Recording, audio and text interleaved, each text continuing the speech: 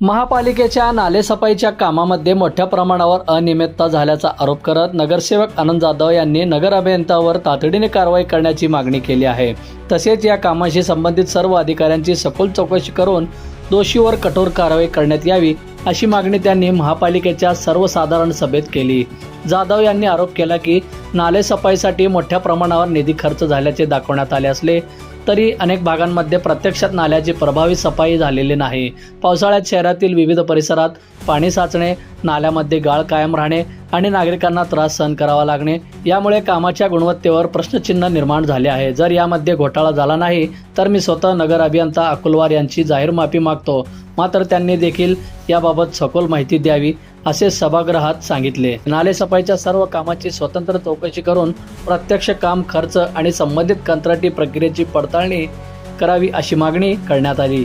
चौकशीत अनियमितता आढळल्यास नगर अभियंत्यावर संबंधित अधिकारी व जबाबदार घटकांवर आवश्यक त्या कायदेशीर कारवाईची अंमलबजावणी करावी असे जाधव यांनी स्पष्ट केले।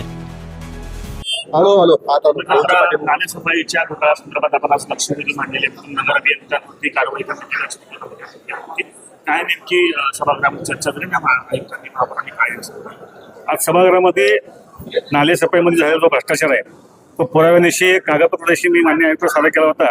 त्या विषयाला सभागृहात वाचा फोडले आणि मान्य आयुक्तांनी देखील आज सभागृहात कबूल केलं की त्या मटेरियलचं बिल अदा करताना काही रक्कम एक्सेस गेली आहे ती चूक झाली आणि माननीय महापौरांनी यावर रोलिंग दिलंय की चौकशी करून दोषी जे कोणी संबंधित अधिकारी आहेत त्यांच्यावर निश्चितपणे कारवाई केली जाईल।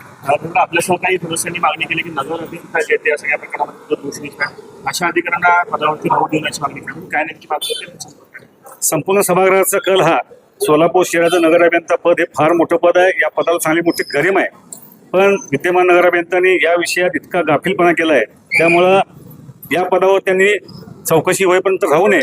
चौकशी झाल्यानंतर निश्चितपणे त्या या पदावर पावत होतील।